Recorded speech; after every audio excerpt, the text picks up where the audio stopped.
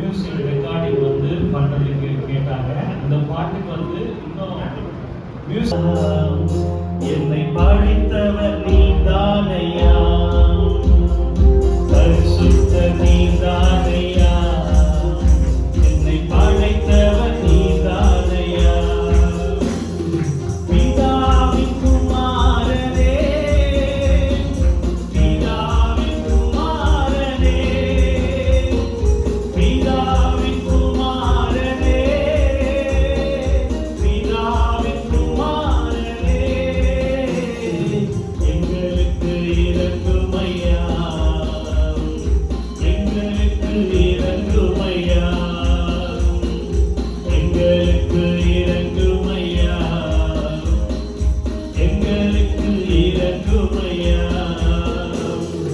உள்ளங்கையில் வரைந்தீரையா, என்னை தூக்கி சுமப்பீரையா, உள்ளங்கையில் வரைந்தீரையா, என்னை தூக்கி சுமப்பீரையா, தாவீதின் குமாரனே, தாவீதின் குமாரனே,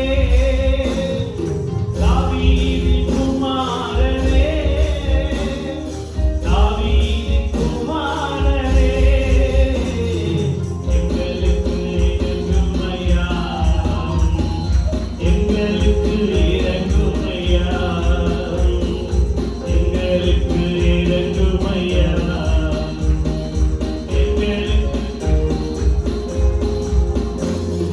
தூக்கி தூக்கி எடுத்தீரையா, என்னை தூக்கி சுமப்பீரையா, தூக்கி தூக்கி சுமந்தீரையா, என்னை தூக்கி எடுத்தீரையா, வேதஸ்தாவின் தேவனே, வேதஸ்தாவின் தேவனே, வேதஸ்தாவின் தேவனே, வேதஸ்தாவின் தேவனே, எங்களுக்கு இரங்குமை, கைத்தட்டலாம், நல்ல கைத்தட்டு, எங்களுக்கு இரங்குமையா, சிரிச்ச முகத்தோடு எங்களுக்கு, எல்லாருமே கைத்தட்டு பண்ணணும், எங்களுக்கு இரங்குமையா, குருடனாய் திறந்தேனையா, என் கண்களை திறந்தீரையா, குருடனாய் திறந்தேனையா, என் கண்களை திறந்தீரையா, பக்தியின் தேவனே, பக்தியின், yes Lord, பக்தியின் தேவனே, பக்தியின் தேவனே,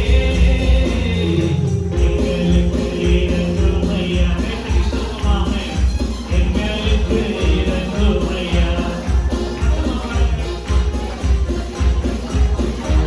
yes Lord, ஆமென், எங்களுக்கு பரிசுத்த நீதானையா, என்னை படைத்தவர் நீதானையா, பரிசுத்த நீதானையா, என்னை படைத்தவர் நீதானையா, பிதாவின் குமாரனே, பிதாவின் குமாரனே, பிதாவின் குமாரனே, பிதாவின் குமாரனே, எங்களுக்கு இரங்குமையா, எங்களுக்கு இரங்குமையா, எங்களுக்கு இரங்குமையா, அக்கறை பார்த்து சொல்லுங்க, எங்களுக்கு இரங்குமையா, once more, எங்களுக்கு இரங்குமையா, எங்களுக்கு இரங்குமையா,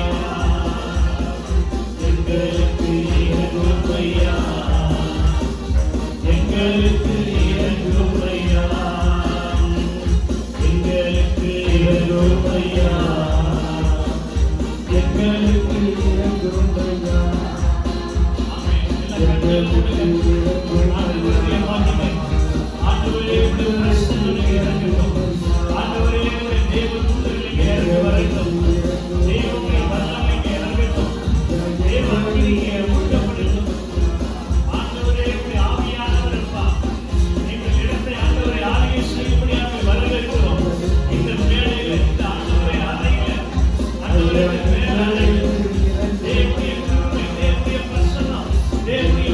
தேவனுடைய அக்கினி ஆண்டவரே ஊற்றப்படுவதாக. எல்லா கட்டுகள், எல்லா தடைகள், எல்லா சோர்வின் ஆவிகள், எல்லா பயத்தின் ஆவிகள், எல்லா கட்டுகளை இயேசுவின் நாமத்தினால் எல்லா வெளியேறட்டும். எல்லா தடைகளை கர்த்தர் உடைப்பீராக. எல்லா விசாரணைகள், எல்லா பலவீனங்கள், எல்லா ஆவிக்குரிய ஆண்டவரே காரணங்கள், எல்லா காரண மனப்பான்மைகள், எல்லா ஆவிக்குரிய ஆண்டவர் குற்றாலங்கள், எல்லா கட்டுகள் இயேசுவின் வல்லமை நாமத்தினாலே எல்லா வெளியேறட்டும், வெளியேறட்டும். எல்லா மாம்ச எண்ணங்கள் வெளியேறட்டும். எல்லா ஆண்டவர் தடைகள் உடைக்கப்படுவதாக. ஓ ரவா ரவா தேவனுடைய அக்கினி இறங்கட்டும். தேவ வல்லமை இறங்கட்டும். தேவ அபிஷேகம் இறங்கட்டும். எல்லாரும் தேவனுடைய சரசு மேல ஆண்டவரே ஒவ்வொரு சரசு மேல உள்ள அக்கினி இறங்கட்டும். உங்க அக்கினி இறங்கட்டும். இயேசுவின் ரத்தம் இறக்கப்படட்டும். இயேசுவின் ரத்தம் ஊற்றப்படட்டும். எல்லா பாவங்கள் ஆண்டவர் கழுவப்படட்டும். எல்லா சாபங்கள் நீக்கப்படட்டும். எங்கள் குடும்பமாய் இருக்கிற எல்லா ஆயுதங்கள் எல்லாம் வெளியேறட்டும், வெளியேறட்டும். கர்த்தர் உயர்ந்திருக்கிறாக. எங்கள் வாழ்க்கையில் நடக்கிற தேவ மகிமை ஊற்றப்படுவதாக. ஓ ஆவியானவரே கருத்தை விடப்படுவீராக. எங்கள் கால்களை வான்கால்களை மாற்றுவீராக. எங்கள் இதயத்தை விடப்படுவீராக, ஸ்திரப்படுவீராக. தேவக்கினி, தேவக்கினி, தேவக்கினி. ஓ ரபா ரபா ரபா ரபா. ஓ சகரபலபலனியாதரபா. ஓ பரிசுத்தாவியானவர். ஓ எலியாவினுடைய பலிபீடத்தில் இறங்கிய அந்த அக்கினி ஆண்டவரே. ஒவ்வொருவர் மேலும் ஆண்டவர் நடக்கிற ஆண்டவருடைய அக்கினி ஊற்றப்படட்டும், ஊற்றப்படட்டும். எல்லா பலவீனங்கள், எல்லா தடைகளை கர்த்தர் உடைப்பீராக.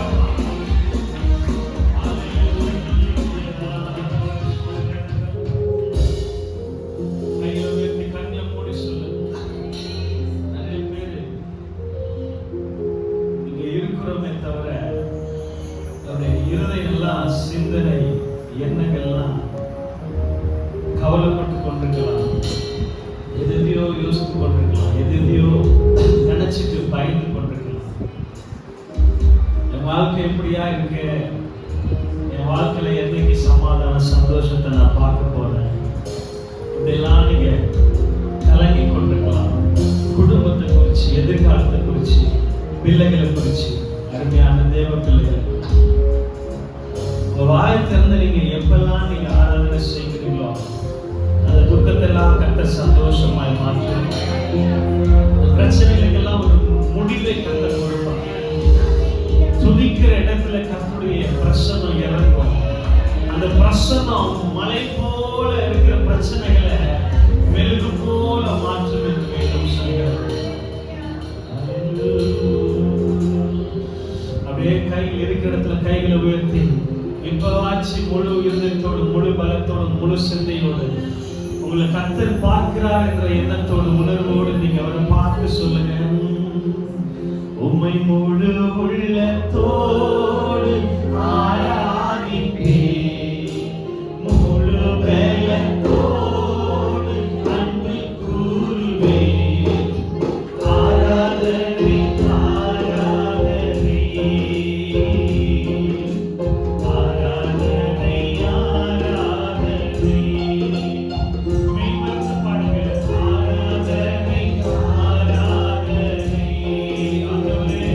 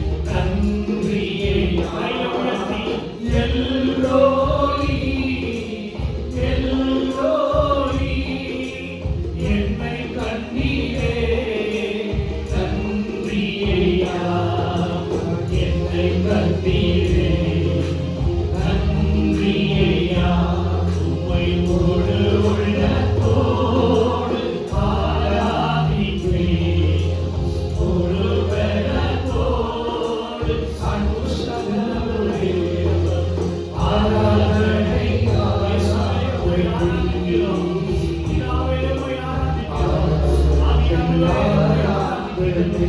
சேர்த்து பாடுவோம் ஆராதனை ஆராதனை ஆராதனை ஆராதனை யெகோவா ரப்பா யெகோவா ரப்பா சுகம் தந்தீரே நன்றி ஐயா யெகோவா ரப்பா யெகோவா ரப்பா சுகம் தந்தீரே நன்றி ஐயா சுகம் தந்தீரே நன்றி ஐயா உம்மை முழு உள்ளத்தோடு ஆராதிப்பேன் கையசைத்து முழு பலத்தோடு அன்பு கூறுவேன் ஆராதனை ஆராதனை ஆராதனை ஆராதனை ஆராதனை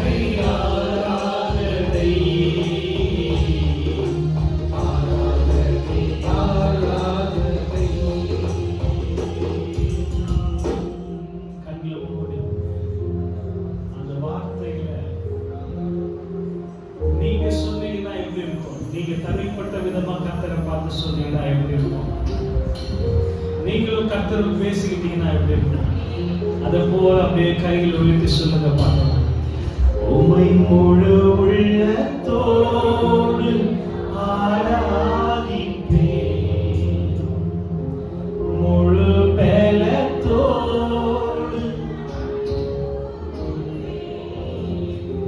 ஆராதனை ஆராதனை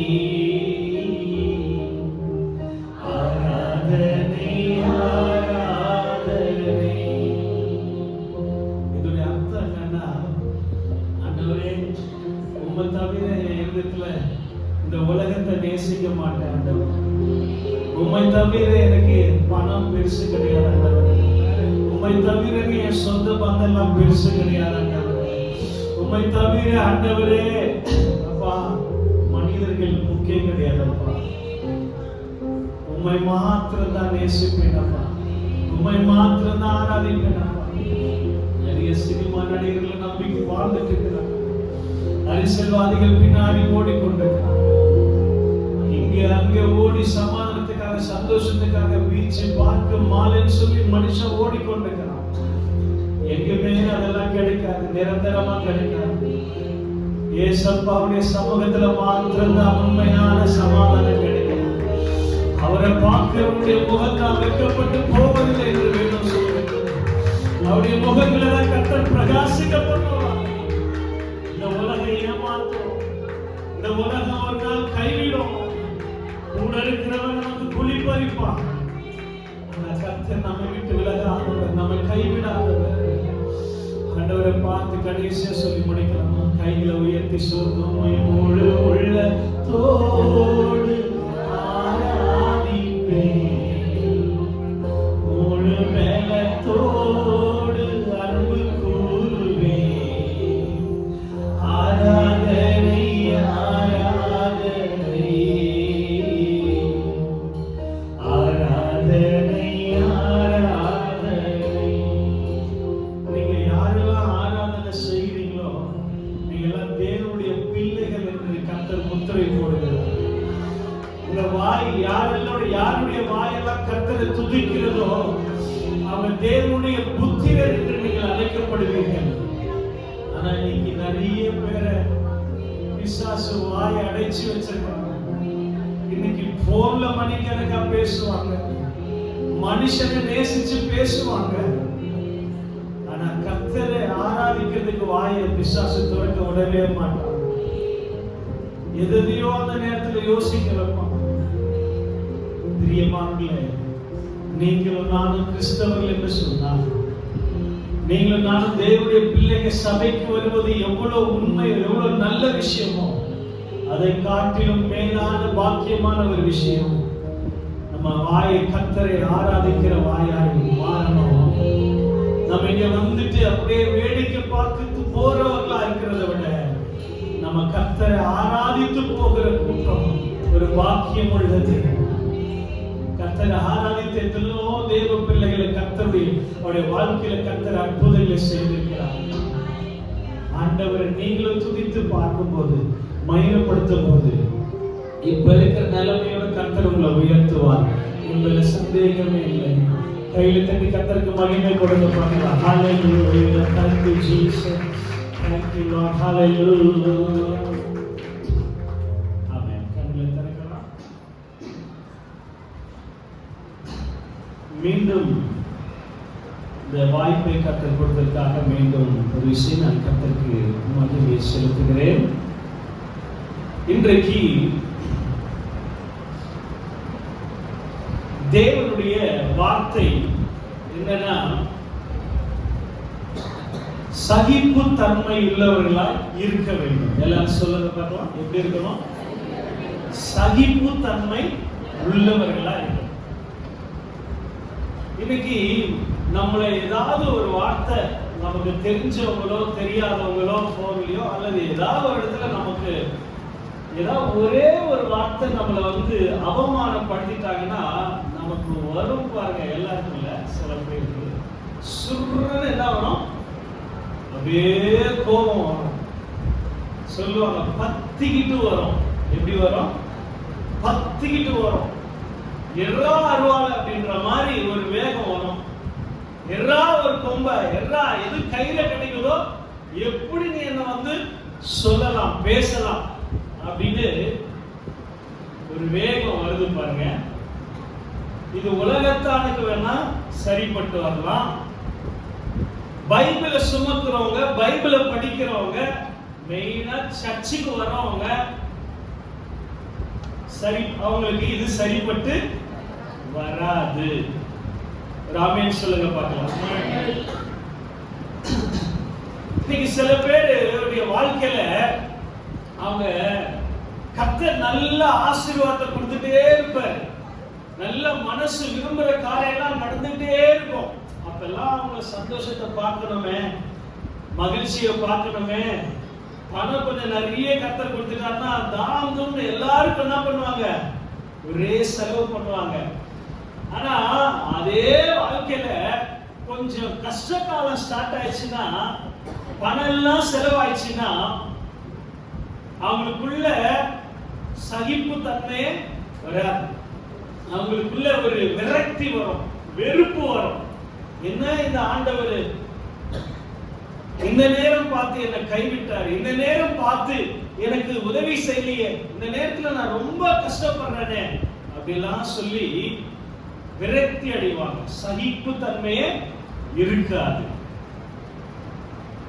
நம்ம ஆஹா ஓஹோ நல்லா இருக்கிற போது சந்தோஷப்படுறோமே, கிறிஸ்தவ வாழ்க்கை அப்படின்னா கஷ்டப்படுற காலத்திலையும் நம்ம பொறுமையை காக்கிற ஒரு அனுபவம் தேவனுடைய பிள்ளைகளுக்கு மிக மிக அவசியம்.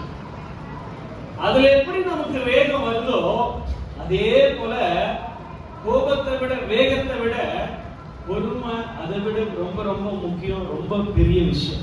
வழியில சொல்லுங்க. இந்த பொறுமை இழந்தவருடைய வாழ்க்கையில முடிவை பார்த்தீங்கன்னா சீக்கிரமா வாழ்க்கை முடிஞ்சிருக்கும்.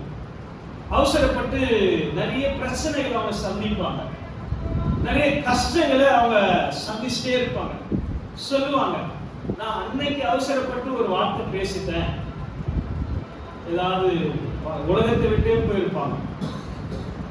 நான் அன்னைக்கு எடுத்த முடிவு அவசரப்பட்டு சுயமா நான் எடுத்துட்டேன், இன்னைக்கு அதிகமத்தமா என் வாழ்க்கையில நிம்மதி இல்லை, சந்தோஷம் இல்லை, இன்னைக்கு வரைக்கும் நான் படாத பாடுபட்டு இருக்கிறேன் அப்படின்னு சொல்லுவாங்க.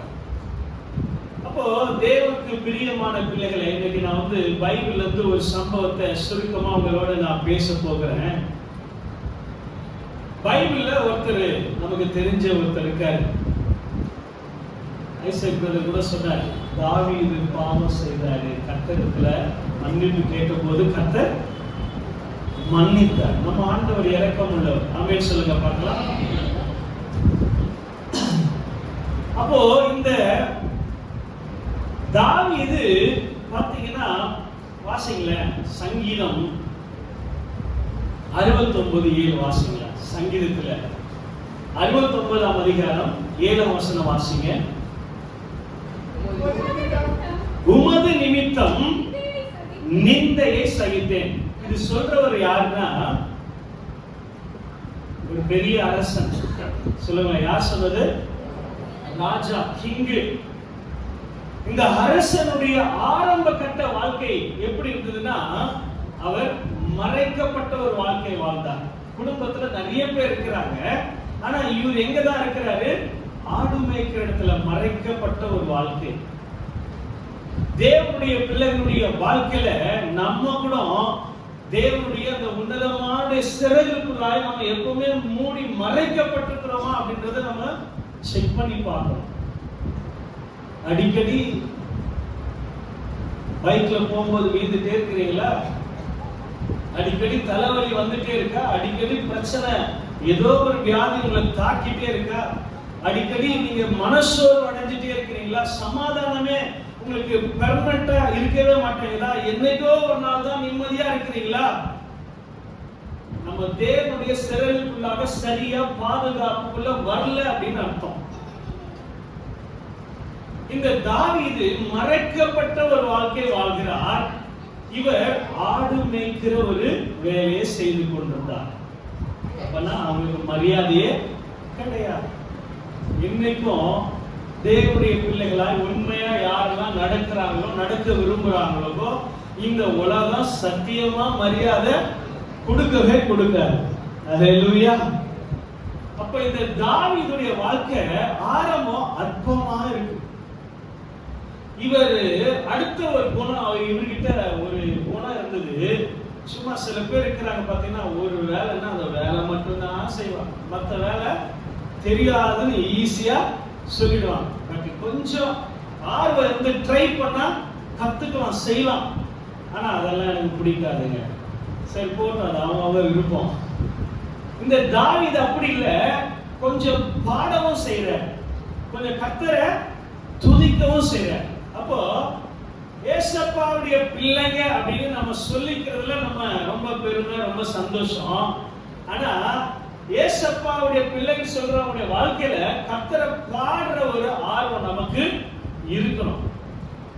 வாயத்தை வந்து என்ன பண்ணணும்? பாடுற நேரத்துல பாடணும். இன்னைக்கு நல்ல பாடலாம் பாடுங்க.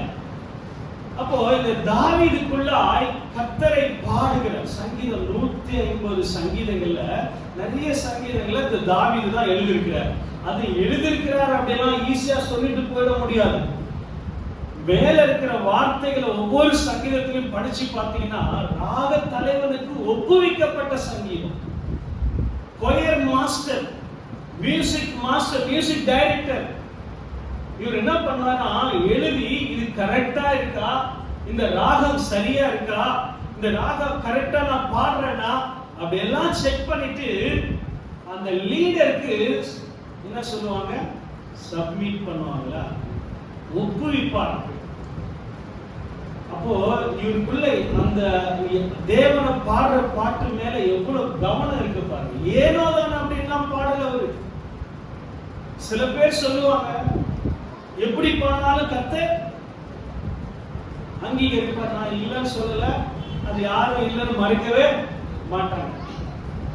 ஆனா ஒரு டாக்டருக்கு படிக்கிறாங்க அப்படின்னா பக்காவா படிச்சாதான் அவரால் சக்சஸ்ஃபுல்லா ஆபரேஷன்லாம் பண்ண முடியும்.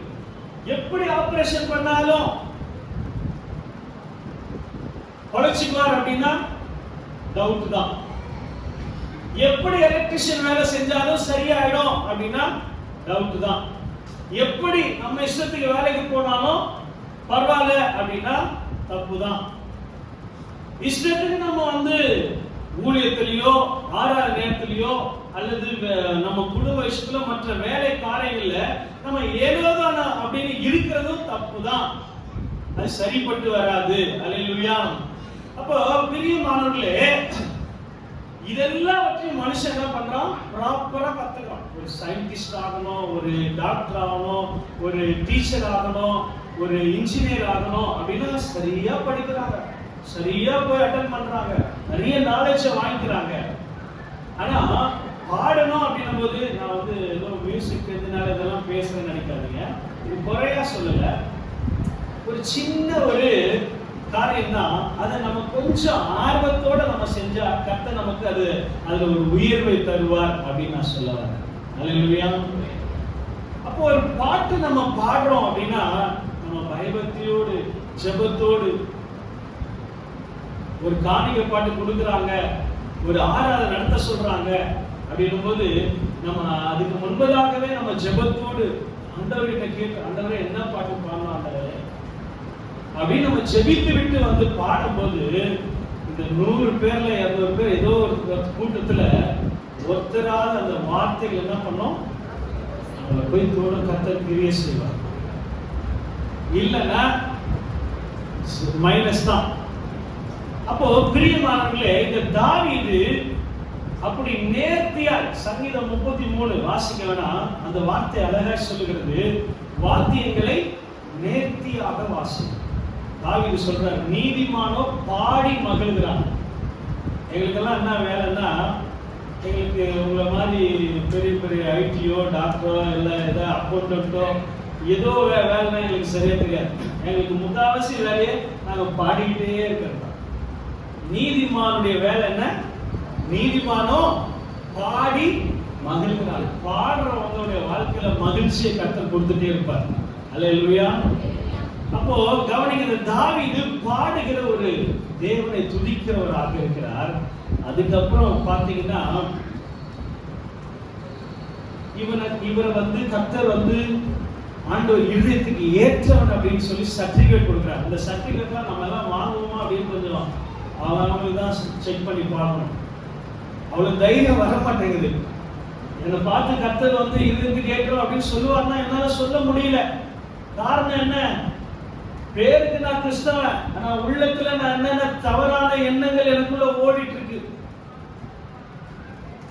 நான் ஞாயிற்றுக்கிழமை மட்டும்தான் பயபக்தியா பைபிள் எடுத்துட்டு வந்துடுறேன், மற்ற நேரத்துல எல்லாம் என் வார்த்தை கெட்ட வார்த்தை பேசுது, சினிமா பார்க்குது, மற்றவங்களை பழி சொல்ல பார்க்குது, மற்றவங்களை கெடுக்கிற எண்ணம் வருது.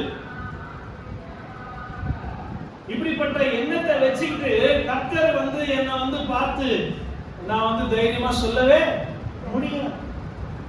ஏதோ பிச்சை போடுங்க ஆண்டவரே, கிருபையா இருங்க ஆண்டவரே, இரக்கமா இருங்க நான் சொல்லலாம், கேட்கலாம். இந்த தாவீத கர்த்தர் சொல்றாரு, தாவீது இருதயத்துக்கு. அப்போ இந்த தாவீது எவ்வளவு கர்த்தரை அடிக்கடி கர்த்தரை பிரியமா அவருக்கு பிடிச்சதெல்லாம் இவரு செஞ்சிட்டே இருந்திருக்கிறாரு. அதனால கர்த்தருக்கு பிடிச்சு போயிடுச்சு. அல்லேலூயா. நம்ம கூட சின்ன பிள்ளைங்க பெரியவங்க நம்ம என்ன விரும்புவோம்? நான் சொல்றதெல்லாம் எங்க அப்பா அம்மா கேட்டு செஞ்சாங்கன்னா அப்பா அம்மா மேல நமக்கு பிரியமா இருக்கு. புருஷக்காரங்க என்ன நினைப்பாங்க? என் மனைவி நான் சொல்றபடி கேட்டு நடந்தா எவ்வளோ எனக்கு சந்தோஷமா இருக்கும். மனைவிமார்கள் என்ன நினைப்பாங்க? என் புருஷன் என் பேச்சை கேட்டு நடந்தா எவ்வளோ சந்தோஷமா இருக்கும். அதே போலதான் கர்த்தருடைய பேச்சின்படி, அவருடைய சித்தத்தின்படி அவரை பிரியப்படுத்துற வாழ்க்கை நமக்குள்ள இருந்துச்சுன்னா கர்த்தர் நம்மளை பார்த்து சந்தோஷப்படுவார். கையில உயர்த்தி ஒரு அலையிலே சொல்லுங்க. அப்போ இப்பேற்பட்ட தாவீத கர்த்தர் ராஜாவா தேர்ந்தெடுக்கிறார். கைதட்டி ஆண்டவருக்கு மகிமைப்படுத்தணும். நம்ம வாழ்க்கையில உயர்வு வரணும் அப்படின்னா சில நேரங்களில் நம்ம நிறைய ரிஸ்க் எடுக்கிறோம், நிறைய போராடுறோம், நிறைய கஷ்டப்படுறோம். ஆனா என்னதான் கஷ்டப்பட்டாலும் ஓட்டி நைட் டியூட்டி அப்படி இப்படின்னு நிறைய சம்பாதிக்கிறோம். வெளிநாடு வெளியூர் எவ்வளவோ நம்ம பிரயாசப்படுறோம். எவ்வளவுதான் நம்ம செஞ்சாலும் அவர் ஒருத்தர் நினைச்சாதான் நம்மள ஒரு டாப்பா கர்த்தர் உயர்த்த முடியும். அல்லேலூயா. அப்போ அவருடைய கரத்துல நம்ம அடங்கி இருக்கணும். அவருடைய சிறைகளுக்குள்ளாய் நம்ம இருக்கிறோம் அப்படின்னு நம்ம செக் பண்ணி பார்க்கணும். அல்லேலூயா. இந்த தாவீதுடைய வாழ்க்கையிலே பார்த்தீங்கன்னா ஆண்டவர் ஒரு பெரிய ராஜாவா அரசனாய் கர்த்தர் மாற்றுகிறார். இவரை மாற்றின உடனே பார்த்தீங்கன்னா இவருடைய காலத்துல நிறைய யுத்தம் நடந்தது. பயங்கரமான யுத்தத்தை இவர் நிறைய சாதாரணமா இவருக்கு முக்காவாசி வேலையே ஃபைட்டிங் தான். நிறைய எதிரிகள் இவங்க தேசத்துக்கு விரோதமா எழும்பி வரும்போது இந்த தாவீது ஒவ்வொரு நாளும் கர்த்தருடைய கரம் அவரோடு இருந்ததுனால அவன் நாளுக்கு நாள் விருத்தி அடைந்து வளர்ந்தான் என்று வேதம் சொல்கிறது.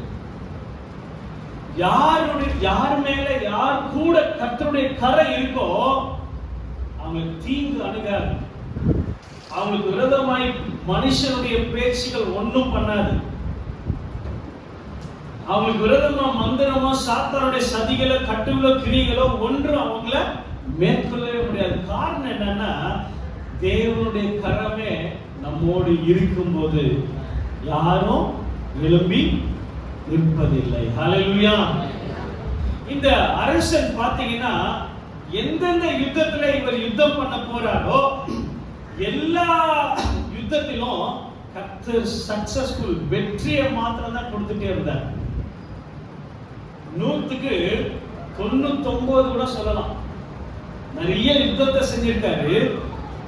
99% இவர் எங்கெங்கெல்லாம் கையிட்டு யுத்தம் பண்ற போறாரோ எல்லாவற்றிலும் கர்த்தர் ஜெயத்தை கொடுத்தார். ஒரு அல்லேலூயா சொல்லுங்க பாக்கலாம். எல்லாம் கவனிங்க. உங்க வாழ்க்கையிலும் என் வாழ்க்கையிலும் நம்ம வாழ்க்கையில ஒவ்வொரு நாளும் போராடி கொண்டுதான் இருக்கிறோம். எதையாவது ஒரு விஷயத்துல நம்ம போராடிட்டு தான் இருக்கிறோம். ஏதாவது ஒரு யுத்தம் நம்ம செஞ்சுட்டு தான் இருக்கிறோம். ஒண்ணு ஆவிக்குரிய யுத்தமா இருக்கும், இல்லைன்னா உலக பிரகாரமான யுத்தமா இருக்கும். உலக பிரகாரமான யுத்தம்னா நிறைய லிஸ்ட் போடலாம். நீங்க வேலை செய்யற இடத்துல உங்களுக்கு மேல இருக்கிறோம் உங்க வேலையை காலி பண்ணணும்னு சொல்லி ஒரு யுத்தம் நடந்துட்டே இருக்கும். உங்க உறவினர்கள் நீங்க நல்லா இருக்க கூடாது அப்படின்னு சொல்லி ஒரு யுத்தம் நடந்துகிட்டே இருக்கும். நீங்க வளர்ச்சி அடைகிறத சில பேருக்கு பார்த்தா பொறாம நீங்க நல்லாவே இருக்க கூடாது அப்படின்னு ஒரு யுத்தம் நமக்கு விரோதமா நடந்துகிட்டே இருக்கும். இந்த மாதிரி ஒவ்வொரு யுத்தத்தை நம்ம வாழ்க்கையில சந்திக்கும். நிறைய யுத்தம். இதுக்குதான் மனுஷன் என்ன பண்றான், அவனால முடியாத சூரியக்காரர்கிட்ட போய் மந்திரத்தை பண்ணி அவளை ஈஸியா காலி பண்ணி போட்டுறான். அது அவங்க தந்திரமா அவங்க யுத்தத்துல ஜெயிச்சிடுறாங்க. அப்போ இந்த நமக்கு ஆவிக்குரிய யுத்தங்கிறது வேற. இப்ப ஊழியக்காரர்கள் எங்களுக்கெல்லாம் பாத்தீங்கன்னா அந்த ஆவிக்குரிய வளர்ச்சி அடைந்தவங்களுடைய நிலைமை எப்படி இருக்குன்னா, எந்த பிரச்சனை வந்தாலும் அவங்க மாம்சீகமா யோசிக்கவே மாட்டாங்க. 1000 பேர் நின்றாலும் அவங்க மாம்சீகமா முடிவு பண்ண மாட்டாங்க, மாம்சீகமா பார்க்க மாட்டாங்க. அவங்க எப்படி பார்ப்பாங்கன்னா, இவங்களுக்கு பின்னாடி யார் இருக்கிறது. இந்த 1000 பேரை கொண்டு வந்தவன் யாரு? ஒருத்தன் சாத்தான். எபேசியர்ல வாசிக்கிறோம்ல 6 அதிகாரத்துல என்ன வாசிக்கிறோம் சொல்லுங்க பார்க்கலாம். அந்த அதிகாரத்துல என்ன போடப்பட்டிருக்கு சொல்லுங்க. அம்மாக்கு ஒரு கை தட்டி கொடுங்க பார்க்கலாம். சூப்பர். உங்களுக்கு யுத்தம் இருக்கிறது. அது எப்படிப்பட்ட யுத்தமா? மாம்சத்தோடும் ரத்தத்தோடும் அல்ல, துரைத்தனங்களோடும் இப்பிரபஞ்சத்தின் அந்தகார லோகாதிபதிகளோடும் வானமண்டலங்களில் பொல்லாத ஆவிகளோடு நமக்கு போராட்டம் உண்டு. அப்ப பிரியமானங்களே, உலக பிரகாரமான யுத்தம், ஆவிக்குரிய யுத்தம். இந்த ரெண்டுத்துல கண்டிப்பா நம்ம ஏதாவது ஒண்ணுத்துல தான் நம்ம வாழ்க்கை இப்ப ஓடிட்டு இருக்கு. ஆனா ரெண்டு விஷயத்துலயும் நமக்கு எது முக்கியம்? வெற்றி முக்கியம். சொல்லுங்க, எது முக்கியம்? ஆமா, உங்க குடும்பத்துல நீங்க ஜெயிக்கிறீங்களா அப்படின்னு நம்ம பார்க்கணும். உங்க குடும்பத்துல உங்களுக்கு நிறைய போராட்டங்கள் வந்துட்டே இருக்கு, நீங்க அடி வாங்கிட்டே இருக்கிறீங்க, நீங்க ஒரு ஸ்டெப் எடுக்கிறீங்க திருப்பி விழுந்து போறீங்க, ஒரு பிசினஸ் ஆரம்பிக்கிறீங்க அது மைனஸா ஃபெயிலியரா போயிடுது. அப்போ தோல்வி வந்துட்டே இருக்குன்னா நீங்க வெற்றி பெறல அப்படின்னு அர்த்தம். நீங்க உங்களுடைய பிரயாசங்கள் எல்லாம் நீங்க வந்து செஞ்சுட்டே இருக்கிறீங்க, அதுல ஒரு சமாதானம் இல்ல, வெற்றி இல்ல அப்படின்னா நம்ம போராடிட்டு இருக்கிறது வேஸ்ட், பிரயோஜனம் இல்ல அப்படின்னு அர்த்தம். அப்போ நமக்கு இந்த ரெண்டு விஷயத்திலையும் வெற்றி முக்கியம். இந்த வெற்றி தான் பவுல் சொல்றாரு, கிறிஸ்து இயேசுக்குள் எப்பொழுதும், சொல்லுங்க அந்த வார்த்தையை மறக்கவே கூடாது, எப்பொழுதும் வெற்றி சிறக்க பண்ணுகிறவர். கையை உயர்த்தி ஒரு அலையிலே சொல்லுங்க. அப்போ தேவனுடைய பிள்ளைங்க அப்படின்னு நீங்க சொன்னீங்கன்னா உங்க வெற்றி உங்கள் ஒவ்வொருவருடைய தனிப்பட்ட சுதந்திரம். ஆமென் சொல்லுங்க பார்க்கலாம். நீங்க ஸ்கூல்ல ஜெயிக்க முடியும், படிக்கிறதுல ஜெயிக்க முடியும், காலேஜ்ல ஜெயிக்க முடியும். நீ நிறைய பிள்ளைங்க தோற்று போறாங்க, உலகத்தான் பொறிக்கு மாதிரி பேசுறான், நம்மளும் அவனோட போய் சேர்ந்து தோற்று போயிட்டு இருக்கிறாங்க. பரிசுத்தமா வாழ தெரியல, அவன் கெட்ட வார்த்தை பேசுறான், நம்மளும் கெட்ட அவனோட சேர்ந்து கிண்டல் அடிச்சுட்டு இருக்கிறாங்க, தோற்று போறாங்கன்னு அர்த்தம்.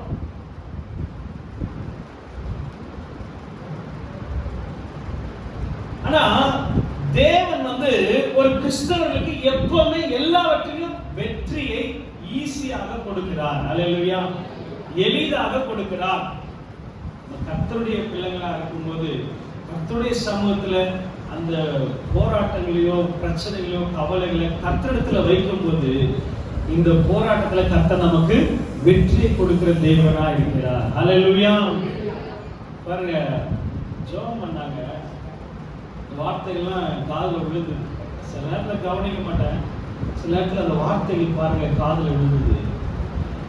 இன்னைக்கு இச்சையில நிறைய பேர் என்ன பண்ணிட்டு போறாங்க, விழுந்து போறாங்க, சோ ஃபெயிலியர் ஆயிடுறாங்க. அது ஒரு தோல்வி, ஜெயிக்கவே முடியல. குடிகாரன் சொல்லுவாங்க, இன்னையோட நான் கடைசி குடிக்கிறதுனால நாளைக்கு இருந்து என்ன பண்ண மாட்டேன்.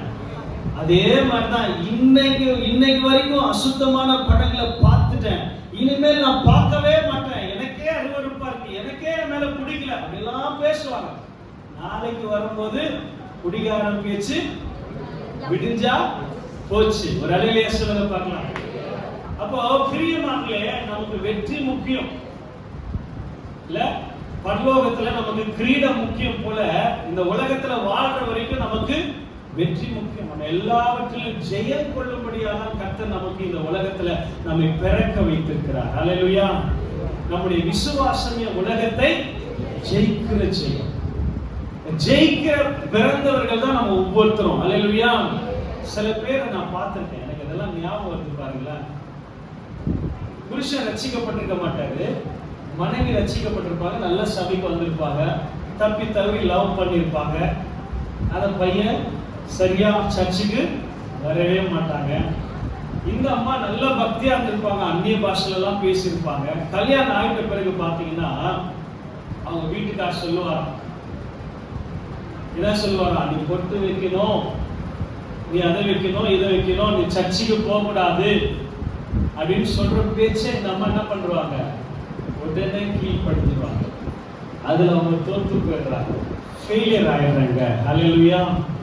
அப்போ தேவனுக்கு பிரியமானவர்களே, அப்போ தேவனுடைய பிள்ளைங்க இந்த மாதிரி சின்ன சின்ன காரியங்கள்ல தோற்று போகும்போது என்ன தெரியுமா நடக்குது, தேவன் ரொம்ப கஷ்டப்படுறாரு, அந்த மனசு ரொம்ப வேதனைப்படுது. எனக்காக அவங்க மனசு வச்சாங்கன்னா, அவங்க ஜெபம் பண்ணாங்கன்னா, வைராக்கியமா வாழ்ந்து காட்டினாங்கன்னா கர்த்தர் அவங்களுக்காக நிச்சயமாய் யுத்தத்துல கர்த்தர் வெற்றியை கொடுப்பார். அல்லேலூயா. என் மாமனாருக்காக நான் இதை போட்டிருக்கிறேன் பிரதர் அப்படின்னு சொல்லுவாங்க. என் மாமியாருக்கு அப்படி பண்ணா பிடிக்காது பிரதர், அதனால இப்படி இருக்கிற பிரதர் அப்படிலாம் சாக்கு போட்டு சொல்லுவாங்க. மனுஷர்களை பிரியப்படுத்தி அவங்க வாழ்க்கையில தோற்று கொண்டே போறாங்க. மனுஷங்களுக்காக வேலை செஞ்சு செஞ்சு வாழ்க்கையே முடிச்சுக்கிறாங்க. ஆனா நம்ம வாழ்க்கையில ஆண்டவருக்குள்ள எப்பவுமே நம்ம விரும்புகிற விருப்பத்தின்படி நமக்கு வெற்றியை கொடுக்க இன்றைக்கு ஆண்டவர் அவர் ஆவலா இருக்கிறார். அல்லேலூயா. பிரியமானவர்களே, இவர் தாவீதுடைய வாழ்க்கையில கூட பாத்தீங்கன்னா எல்லாவற்றிலும் மிகப்பெரிய வெற்றி பெற்ற ஒரு தேவனுடைய மனுஷன். அல்லேலூயா. அதனால உங்க குடும்பத்துல உங்க பிள்ளைங்க உங்க பேச்சு கீழ்ப்படியில அப்படின்னு சொல்லிக்கிட்டே நாட்களை கழிக்க கூடாது. என் வீட்டுக்காரர் குடிச்சிட்டே இருக்கிறாரு, அவர் ரட்சிக்கப்படவே இல்லை, நான் ஜெபம் பண்ணிட்டே இருக்கிறேன் அப்படிலாம் சொல்லி அப்படியே கடந்து போயிடக்கூடாது. ஒரு விடாப்பிடியான ஒரு வைராக்கியத்தோட தேவ சமூகத்துல உபவாசம் போடுங்க, ஜெபம் பண்ணுங்க, பைபிள் வசனங்களை சொல்லி யுத்தம் பண்ணுங்க. சுகம் இல்லைன்னா ஆண்டவர் எனக்கு யெகோவா ரஃபாவா இருக்காரு 1000 வாட்டி சொல்லுங்க, சுகம் கண்டிப்பா கிடைக்கும். ராமன் சொல்லுங்க பார்க்கலாம். கடன்ல மாட்டிக்கிட்டேன், பாதிக்கப்பட்டிருக்கிறேன், நிறைய கஷ்டப்படுறேன், கடனால எவ்வளவு குடும்பங்கள் வேதனைப்படுது, நல்லா அந்த குடும்பம் அந்த உறவுகள் பாதிக்கப்படுது, பிரிந்து போறாங்க, கடனை வாங்கின விதமா பேசுறது கிடையாது, சண்டை, அப்படி இப்படி போனாரா அப்படி இன்னொரு பாதையில போறது, சபையிலே கடன் வாங்கியிருப்பாங்க, ஒருத்தர் என்ன பண்ண மாட்டாங்க, பேச மாட்டாங்க, இதெல்லாம் பிரச்சனை, தேவையில்லாத போய் மூக்க நோய்வாங்க, அந்த மாதிரி கதை. இதெல்லாம் நம்ம ஞானமா நம்ம நடந்துக்கணும் அப்படின்னு வசனம் சொல்லுது. அல்லேலூயா. அப்போ பிரியமானவர்களே, இந்த தாவீது பாத்தீங்கன்னா இவரு தாவீதின் வேர் என்னப்பட்டார் அப்படின்னு வசனங்களை வாசம். அதே போல இயேசு கிறிஸ்து யோசேப்பு மரியாளுக்கு தாய் தகப்பனுக்கு பிறந்திருந்தா கூட, ஆனா பைபிள்ல என்ன சொல்லுது, தாவீதின் குமாரன் எனப்பட்டார். ராமேன் சொல்லுங்க. ஒரு குருடன் கண்ணு தெரியல, அவன் ஏசப்பாவுடைய பேர் தெரிஞ்சிருக்கோ தெரியல, ஆனா அவன் சத்தம் போட்டு சொன்ன வார்த்தை என்ன தெரியுமா, தாவீதின் குமாரனே எனக்கு இறங்கும். அப்போ இன்னைக்கும் எருசலேம் அப்படின்னு ஒரு இருக்கு, அந்த தேசத்துல கிங் ஆஃப் டேவிட் அப்படின்னு ஒரு மலை, உயர்ந்த ஒரு இடத்துல தாவீதுடைய பேரை தான் வச்சிருக்காங்க. அப்போ இந்த தாவீது பாருங்க, கர்த்தர் இந்த தாவீதுடைய பேரை எப்படி எல்லாம் ஆண்டவர் உயர்த்தி பிரஸ்தாபப்படுத்தி வச்சிருக்கிறத பாருங்க. விஷயத்துக்கு வருவோம். இப்ப இவ்வளவு ஆசீர்வாதம், ராஜாவா இருந்தவர், அவருக்கு சாப்பாட்டுக்கு பிரச்சனை இல்லை, ட்ரெஸ்ஸுக்கு பிரச்சனை இல்லை, வாகனங்களுக்கு பிரச்சனை இல்லை, எந்த குறையும் கிடையாது. ஆண்டவர் நல்ல ஆசீர்வாத செழிப்பு கொடுத்திருக்கிறாரு. இவ்வளவு உயர்ந்த ஒரு பதவியில் இருக்கிறாரு. இப்பேற்பட்ட ராஜாவுடைய ஆசீர்வாதமான வாழ்க்கையில அவருடைய மறுபக்கம் என்னன்னா, ஒரு பள்ளத்தாக்கு வருகிறது, ஒரு உபத்திரம் வருகிறது, ஒரு தாழ்வு வருகிறது, அவருடைய வாழ்க்கையில ஒரு சோதனை வருகிறது, ஒரு கஷ்ட காலம் வருகிறது. ராமேன் சொல்லுங்க பார்க்கலாம். நம்முடைய வாழ்க்கையிலும் என்னையும் சேர்த்து எல்லாருமே கிறிஸ்தவம் அப்படின்னா 100% நம்ம வாழ்க்கையில வெற்றி இருந்தாலும் ஒரு 10% நம்முடைய வாழ்க்கையில கஷ்ட காலம்னு ஒண்ணு கண்டிப்பா இருக்கும். இல்லைன்னா ஒண்ணு கடந்து வந்திருப்போம், இல்லைன்னா இந்த நிகழ்காலத்துல இருக்கும், இல்ல வருங்காலத்துல அதை சந்திக்க போகிறோம். வரவே கூடாது அப்படின்னு நீங்க நினைச்சீங்கன்னா, ஆண்டவரே எனக்கு பிரச்சனையே வரக்கூடாதுன்னு நிறைய புத்திசாலிகள் ஜெபிக்கிறாங்க. தப்பா எடுத்துக்காதீங்க, நல்ல விஷயம் தானே. எனக்கு பிரச்சனையே வரக்கூடாது ஆண்டவரே, எந்த போராட்டம் வரக்கூடாது ஆண்டவரே, இப்படி எல்லாம் சொல்றதுனால வராம இருக்கு, அவங்க வாழ்க்கையில வராம இருந்திருக்க பாத்துக்கீங்களா? யாருன்னா அப்படி இருக்காங்களா? நெல்சன் சொல்லுங்க பார்க்கலாம். நான் நிறைய பிரச்சனையே வரக்கூடாது அப்படின்னு நான் ஜெபிக்கிறேன், ஆனா அதே போல கர்த்தர் என் ஜெபத்தை கேட்கிறார் அப்படின்னு சொல்ல முடியுமா? சொல்ல முடியாது. இன்னும் 1008 பிரச்சனை இன்னும் எக்ஸ்ட்ரா வேணா வந்து சேரும். ஒரு ரகசியம் நான் சொல்றேன், இதெல்லாம் நிறைய பேசலாம், ஆனா சுருக்கமா உங்களுக்கு ஒரு ரகசியத்தை சொல்றேன். உங்க வாழ்க்கையில திடீர்னு ஏதாவது எதிர்பாராதமா எவ்வளோ பெரிய தாக்குதல்களை நீங்க சந்திச்சாலும், பிரச்சனைகளை சந்திச்சாலும், போராட்டங்கள் உங்க வாழ்க்கையில எதிரிட்டு வந்தாலும், மனுஷங்களே உங்களுக்கு எதிர்த்து உன்னை கொலையே பண்ணிடுவேன், பக்கத்திலே இருந்து கத்தியே இங்க வைக்கிற வரைக்குமாவது தயவு செய்து ஆவேசப்பட்டுறாதீங்க. நான் சொல்ற அர்த்தம் என்னன்னா, பயந்துடாதீங்க. ஏன்னா ஜீவன் அவர் கையில தான் இருக்கு.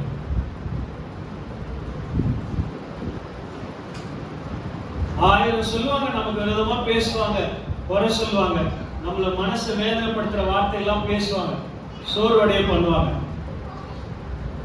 அந்த நேரத்துல கூட ஒரு ரகசியம் என்னன்னா, நம்ம பயப்படக்கூடாது.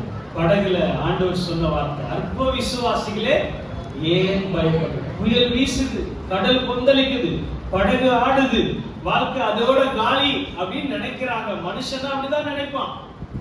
நம்ம வாழ்க்கையில கூட தோல்வி மேல பார்த்து பார்த்து, கஷ்டங்களை பார்த்து விரக்தி அடைந்து, அப்பா அம்மா நமக்கு நேசிக்கல, சொந்த மனைவி நம்மள உண்மையா அன்பு கூறல, நமக்கு துரோகம் பண்ணிட்டாங்க, நமக்கு நிறைய கஷ்டங்களை கொடுக்குறாங்களே, பிரச்சனைகளை கொடுக்குறாங்களே, கூட இருந்த நண்பனே தோழியே இப்படி பண்ணிட்டாங்களே அப்படின்னு சொல்லி சோர்ந்து போயிடாதீங்க. கர்த்தர் ஒருவர் இருக்கிறார்.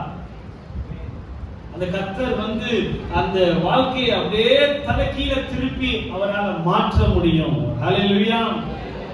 அந்த உயர்ந்த ஒரு இடத்துல இருந்த தாவீது, ஆசீர்வாதமான வாழ்க்கையை வாழ்ந்துட்டு இருந்த தாவீது சொன்ன வார்த்தையை தான் நம்ம சங்கீதம் 69:7 படிச்சோம். உமது நிமித்தம் நிந்தையை சகித்தேன். ஹல்லேலூயா. உமது நிமித்தம் நிந்தையை சகித்தேன். யார் நிமித்தம்?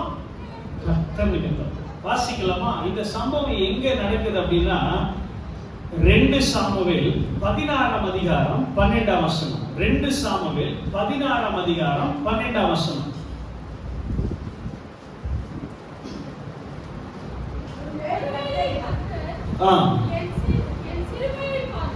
ஒருவேளை கர்த்தர் என் சிறுமையை பார்த்து இந்த நாளில் அவன் நிந்தித்த நிந்தனைக்கு பதிலாக எனக்கு நன்மையை சரி கட்டுவார் என்றார். ஹல்லேலூயா.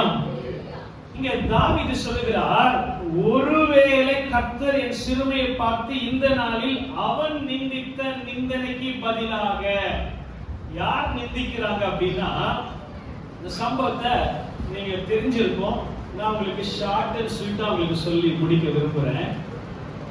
இந்த பிரச்சனை தாவீது சந்திக்கிற காரணம் என்ன அப்படின்னா, தாவீதுக்கு அநேக பிள்ளைங்கள்ல அம்னோன் அப்படின்னு ஒரு மகன், அப்சலோம் அப்படின்னு ஒரு மகன், தாமார் என்கிறதான ஒரு மகள். இந்த அம்னோனுக்கு, தாவீதுடைய பையன் தான், இந்த அம்னோனுக்கு ஒருவித பாவத்துல இவன் விழுறான். என்ன பாவம்னா, அவனுடைய வாசிங்கள 13:1 வாசிங்களா, அதே 2 சாமுவேல். இதற்கு பின்பு தாவீதின் குமாரனாகிய அப்சலோமுக்கு தாமார் என்னும் பேருள்ள ஒரு சகோதரி இருந்தால், இத பாருங்க, அப்சலோமுடைய சகோதரி இல்ல, இவனும் அம்னோனும் சகோதரர் தான். இந்த தாமார் என்கிறதான அந்த பெண்ணின் மேல ஒரு இச்சை, ஒரு மோகம் கொண்டான் அப்படின்னு வசனம் சொல்லப்பட்டு. கவனிங்க, கிறிஸ்தவர்களாகிய நமக்குள்ள, நம்மளும் மனுஷன் தானே, யார் யாரோ இருக்கிறாங்கல்ல, நம்மளும் மனுஷன் தானே.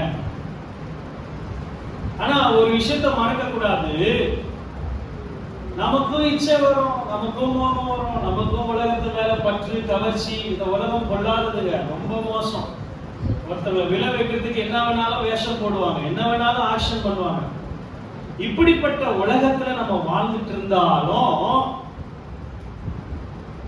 அது போலதான் இந்த அம்னோன் பாத்தீங்கன்னா அந்த பெண்ணின் மேல இச்சை கொண்டு மோகம் பண்ணாங்க. அடிக்கடி, இது ஒரு நாள் நடக்கிற கதை இல்ல, அடிக்கடி அந்த பொண்ணை பார்க்கும் போதெல்லாம் அந்த பொண்ணை நம்ம என்ன பண்ணணும், வாழ்க்கையை கெடுக்கணும். இன்னைக்கு நிறைய பேர் இப்படிதான் சுத்திட்டு இருக்காங்க வெளியில. இன்னைக்கு news, television news, paper, audio, media news, எங்க பார்த்தாலும் முக்காவாசி நியூஸ் சிறு பிள்ளைங்களை கெடுக்கிறான், கிழவன் கெடுக்கிறான், வாலிப பசங்க கெடுக்கிறாங்க, வாத்தியார் கெடுக்கிறாங்க. மோசமா போயிட்டு இருக்கு உலகம்.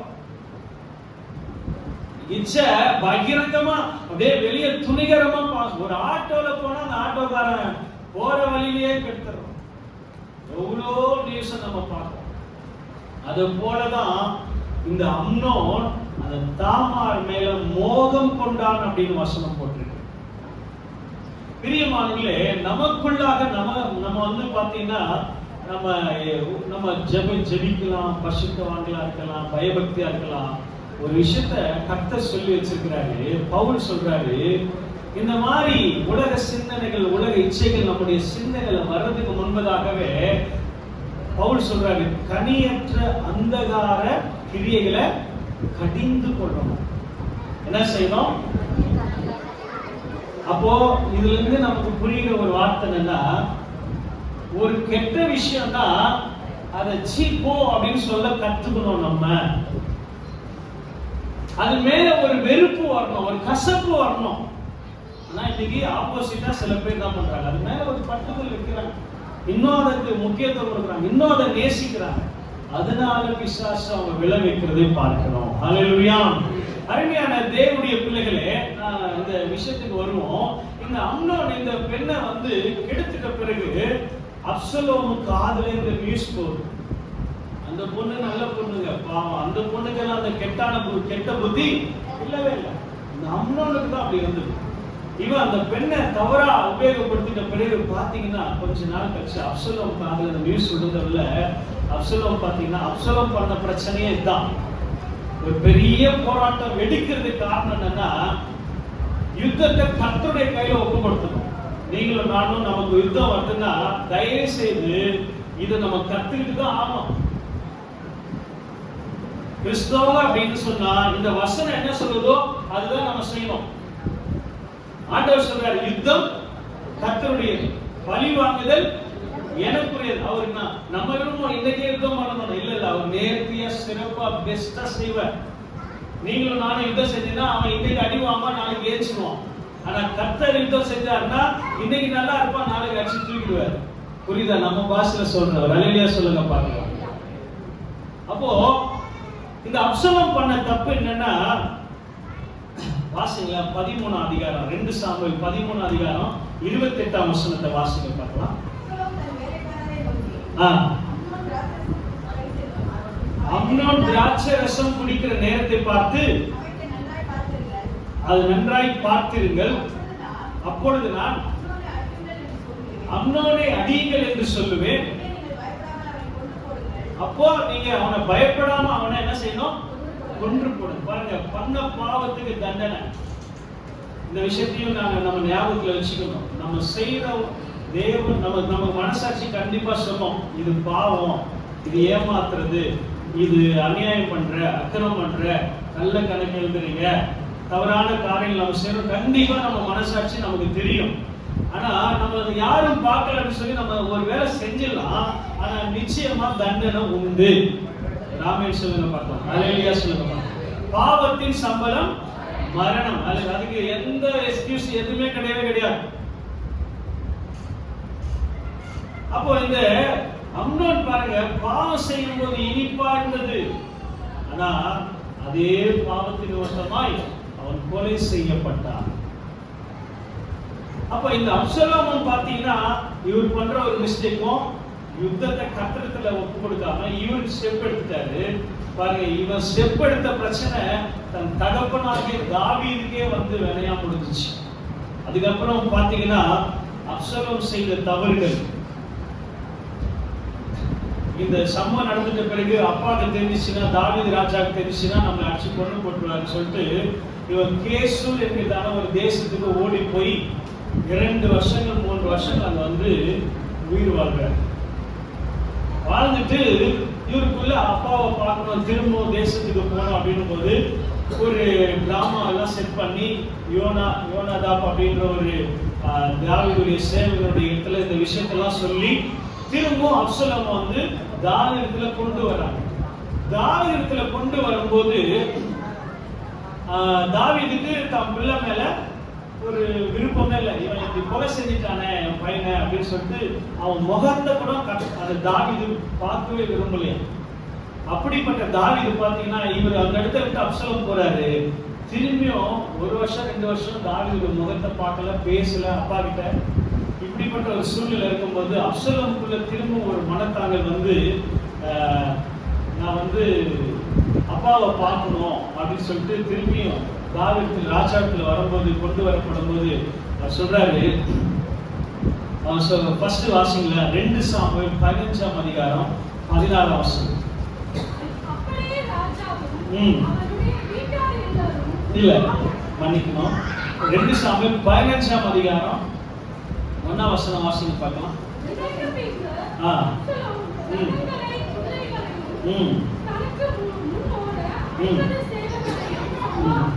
இங்க பாத்தீங்கன்னா அவன் அப்பாவுக்கு தெரியாமையே தவறான ஒரு குறுக்கு வழி. நம்ம வாழ்க்கையில கூட நிறைய நம்ம நல்லா இருக்கணும் அப்படின்னா முதல்ல குறுக்கு வழி நம்ம தேடவே கூடாது. முதல் ஸ்டெப் அந்த தப்பை நம்ம பண்ணவே கூடாது. எதுவா இருக்கட்டும், சர்டிபிகேட், வேலை விஷயம், இப்படி ஷார்ட்கட்ல போயிட்டு அப்படி மேல வந்துடலாம் அப்படின்னு நம்ம நினைக்கவே கூடாது. அதனால நிறைய பிரச்சனைகளை நம்ம அனுபவிப்போம், சந்திப்போம். அது நம்ம தேவையற்ற தொந்தரவுகளை கொடுக்கும். இந்த அப்சலோம் கூட பாத்தீங்கன்னா தாவீது ராஜாவுக்கு விரோதமாகவே அவன் சேவகரை அவன் பக்கமா சேர்த்துட்டே இருந்தான். சேர்க்க ராஜா இடத்துல போற அந்த ஒரு நுழைவாயில உட்கார்ந்துட்டு ராஜா கிட்ட போற எல்லா மனுஷர்களையும் இவன் தான் பக்கமா இருப்பான். இவனுடைய பேச்சு எல்லாரையும் கவர்ந்து இழுத்துருமா. அப்படி கவர்ந்து இழுக்கும் போது எல்லாருமே அப்சலோம் பின்னாடி போக ஆரம்பிச்சிட்டாங்களாம். அப்சலோம் பின்னாடி போக ஆரம்பிச்சுல பாத்தீங்கன்னா அதே 15ஆம் அதிகாரம் 7ஆம் வசனம் வாசிங்க. 40 வருஷம் சென்ற பின்பு அப்சலோம் ராஜாவை நோக்கி, நான் கட்டுவித்த பண்ணிய என் பொருத்தனை எப்ரோனை செலுத்தும்படி நான் போக உத்தரவு கொடும். கர்த்தர் என்னை எருசலேமுக்கு திரும்பி வர பண்ணினான். கர்த்தருக்கு ஆராதனை செய்வேன் என்று உங்கள் அடியானாகிய நான் சீரியா தேசத்திலே எருசலேமிலே குடியிருக்கும் போது பொருத்தனை பண்ணினேன் என்றார். இந்த அப்சலோமுக்குள்ள ஒரு குறுக்கு வழியில இந்த புத்தி செயல்படுது பாருங்க. இந்த குறுக்கு வழியில இந்த புத்தி வரும்போது இவனுக்குள்ள உள்ளத்துல என்ன இருக்குன்னா, இந்த அப்பா கிட்ட தானே எல்லா ஜனங்களும் போறாங்க, நியாயம் கேட்கிறாங்க, அந்த மகிமை, அந்த பவர், அந்த பதவி நான் பெற்றுக்கணும் அப்படின்ற தவறான புத்தி அப்சலோமுக்கு வருகிறது. நல்லா கவனிங்க. கர்த்தர் நம்மளை உயர்த்த சித்தம் வச்சிருக்கும் போது, கர்த்தர் நம்மளை ஆசீர்வதிக்கிறதுக்கு ஒருத்தர் கர்த்தர் இருக்கும் போது, நம்ம இவங்களை நாடி அவங்களை நாடி இப்படி குறுக்கு வழியில அப்படியெல்லாம் நம்ம போறத நம்ம தயவு செய்து கொஞ்சம் ஸ்டாப் பண்ணி தெரிஞ்சுக்கணும். அல்லேலூயா. அப்போ நம்ம இருக்கிறதுலயோ அல்லது நமக்கான ஆசீர்வாதங்களோ நன்மைகளோ உயர்வுகளோ கர்த்தர் நம்மை தேடி வர கர்த்தர் உதவி செய்வார். ஆனா நம்ம கர்த்தர் கொடுத்த வழிகளை நீதியா பிரியமாய் அவருக்கு நம்ம வாழ்ந்துட்டு போயிட்டே இருக்கணும். அல்லேலூயா. ஆனா இந்த அப்சலோம் அப்படி இல்லாம இவர் என்ன போய் சொல்றாருன்னா, நான் பொருத்தனை பண்ணிட்டேன், நான் போயிட்டு கர்த்தரை ஆராதனை பண்ணிட்டு வரேன் அப்படின்னு ஒரு பொய்ய சொல்லி இவருடைய திட்டம் எல்லாம் என்னன்னா ராஜாவுக்கு விரோதமாவே எழும்பி அந்த இஸ்ரவேல் தேசத்தை ஆட்சியை பிடிக்கிறது தான். இப்படி ஆவி